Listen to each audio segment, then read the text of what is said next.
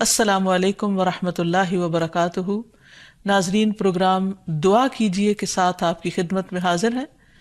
آج ہم انشاءاللہ آپ کے ساتھ گھریلو پریشانیوں سے نجات حاصل کرنے کی دعائیں شیئر کریں گے۔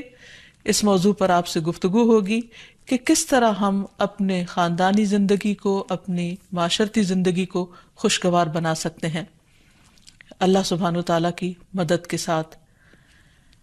کوشش اپنی جگہ، لیکن ہر کوشش اس وقت فائدہ مند ہو جاتی ہے جب انسان اس کے ساتھ ساتھ اللہ تعالیٰ سے دعا کرتا ہے۔ حدیث میں آتا ہے کہ اللہ سبحانہ وتعالیٰ کے نزدیک دعا سے زیادہ معزز اور کوئی چیز نہیں، یعنی سب سے زیادہ اللہ تعالیٰ جس چیز کو بندے کی ویلیو کرتے ہیں وہ دعا مانگنا ہے۔ اسی طرح ایک اور حدیث میں آتا ہے کہ دعا کرنا افضل عبادت ہے، یعنی انسان جب اللہ تعالیٰ کے آگے ہاتھ پھیلاتا ہے، اپنے دل کی پکار اپنے رب کو سناتا ہے، تو دراصل وہ عبادت کی حالت میں ہوتا ہے اور ایک افضل عبادت کر رہا ہوتا ہے۔ اس لیے کثرت کے ساتھ دعائیں کرتے رہنا چاہیے، لیکن یاد رہے کہ دعا کرنے سے پہلے اللہ سبحانہ وتعالیٰ کی تعریف ضرور کی جائے۔ اس سلسلے میں تعریف کے بے شمار کلمات ہمیں احادیث کی کتابوں میں ملتے ہیں۔ انہی میں سے ایک آتا ہے کہ آپ صلی اللہ علیہ وسلم سے سوال کیا گیا کہ کون سا کلام افضل ہے؟ آپ نے فرمایا جو اللہ نے اپنے فرشتوں اور اپنے بندوں کے لیے چنا، اور وہ ہے سبحان اللہ و بحمدہ، سبحان اللہ و بحمدہ۔ یعنی جب انسان دعا کرنا چاہے تو اس سے پہلے کچھ مرتبہ جتنا اس کا دل چاہے اللہ تعالیٰ کی تسبیح اور حمد و ثنا بیان کرے، اور بار بار تکرار کے ساتھ کہتا رہے سبحان اللہ و بحمدہ۔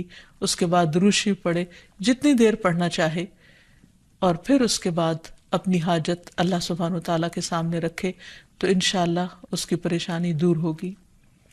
جہاں تک گھریلو پریشانیوں کا تعلق ہے تو اس میں ہم دیکھتے ہیں کہ ہر گھر کے اندر کوئی نہ کوئی چیز ایسی ہو جاتی ہے کہ جس سے باہمی تعلقات میں بدمزگی پیدا ہو جاتی ہے۔ بعض افراد کی طبیعت میں غصہ زیادہ ہوتا ہے، بعض لوگ جھگڑالو ہوتے ہیں، بعض لوگ شکی مزاج کے ہوتے ہیں، بعض لوگوں کو اونچا بولنے کی عادت ہوتی ہے، بعض لوگ دوسروں کو مختلف باتوں پر زج کرتے رہتے ہیں، بعض لوگ اپنی ذمہ داریوں کو ٹھیک سے نہیں نبھاتے۔ تو یہ تمام چیزیں صرف نہ یہ کہ ایسے انسان کو خود بلکہ اس کے آس پاس رہنے والوں کو اذیت میں مبتلا کر دیتی۔ اب اس میں انسان بعضوں کو سمجھانے سے بھی کام لیتا ہے، دوسروں سے بھی مدد لیتا ہے، لیکن پھر بھی مسئلہ حل نہیں ہوتا۔ تو صحابہ کرام تو اپنی جوتی کا تسمہ بھی ٹوٹ جاتا تو اللہ سبحانہ وتعالیٰ سے مانگتے تھے۔ تو اگر گھر کے اندر کسی قسم کی ناچاکی یا پریشانی ہے تو اس سلسلے میں بھی ہمیں اللہ تعالیٰ کی طرف رجوع کرنا چاہیے، اور پھر اس کے ساتھ ساتھ دوسرے کو جو مشکل پیدا کر رہا ہے سمجھانا بھی چاہیے۔ جہاں تک لڑائی جھگڑے کا تعلق ہے تو اسے منافقت کی علامت بتایا گیا۔ آپ صلی اللہ علیہ وسلم نے فرمایا کہ منافق کی 4 علامتیں ہیں، ان میں سے ایک بات کرے تو جھوٹ بولے، وعدہ خلافی کرے، امانت میں خیانت کرے، اور جب وہ جھگڑا کرے تو گالی دے، یعنی جھگڑتا بھی ہے اور گالی بھی دیتا ہے۔ نبی صلی اللہ علیہ وسلم نے یہ بھی فرمایا کہ اللہ کو سب سے زیادہ ناپسند آدمی وہ ہے جو بہت جھگڑالو ہے، یعنی اللہ تعالیٰ ایسے شخص سے محبت نہیں کرتے۔ اس لیے اگر آپ کسی سے بات کر رہے ہو تو اس کی بات توجہ سے سن لے۔ چھوٹی چھوٹی باتوں پر جھگڑنا اور دوسرے کے ساتھ بد اخلاقی سے پیش آنا یہ درست نہیں۔ پھر اسی طرح مومن جو ہے وہ کبھی بد اخلاق نہیں ہوتا، اور بد اخلاقی پھر منافقت کی علامت ہے۔ رسول اللہ صلی اللہ علیہ وسلم نے فرمایا تمہارے یہ نسب نامے کسی کے لیے گالی کا سبب نہیں ہے، تم سب آدم کی اولاد ہو، ایک دوسرے کے قریب ہو، دین یا عمل صالح کے علاوہ کسی وجہ سے کسی کو کسی پر کوئی فضیلت نہیں۔ آدمی کے برا ہونے کے لیے یہی کافی ہے کہ وہ فحش گو ہو، بد کلام ہو، بخیل ہو اور بزدل ہو۔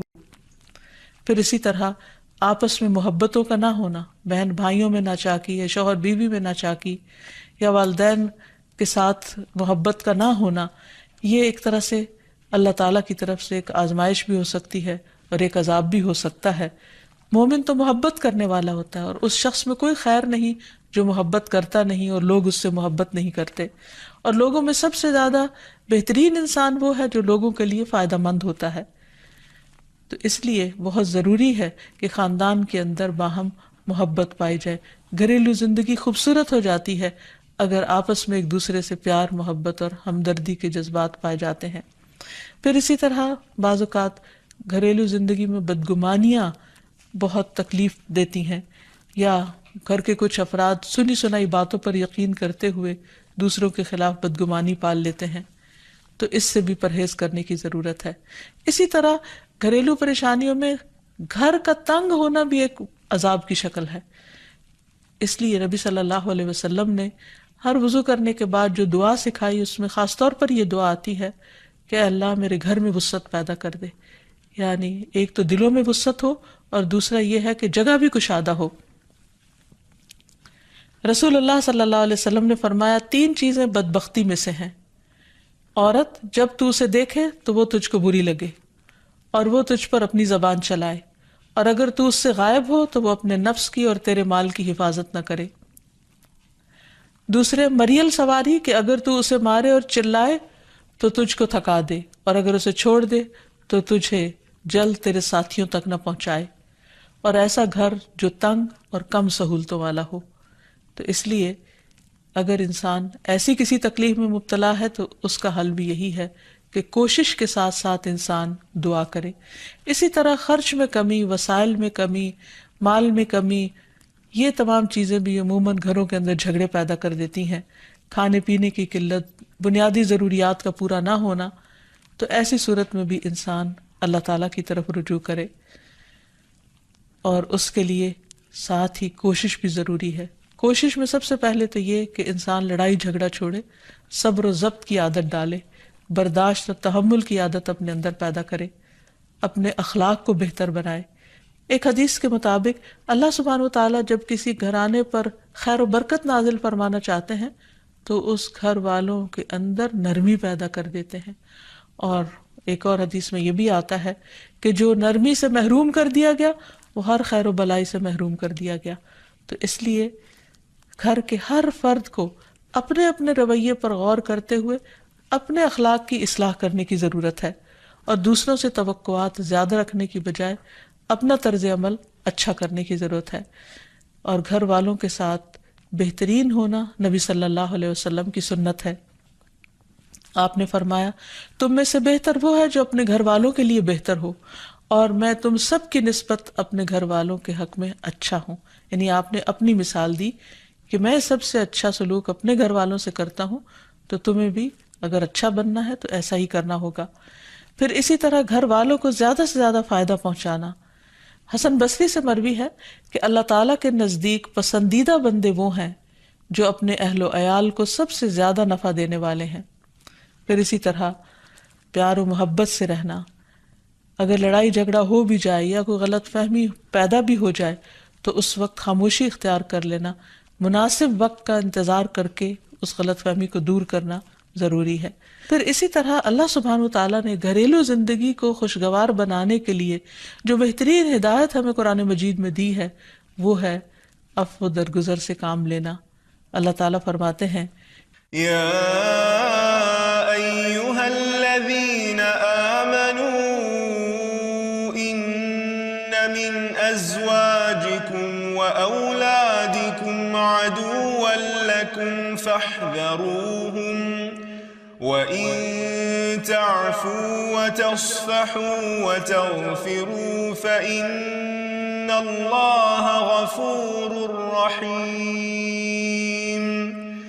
إِنَّمَا أَمْوَالُكُمْ وَأَوْلَادُكُمْ فِتْنَةٌ وَاللَّهُ عِندَهُ أَجْرٌ عَظِيمٌ۔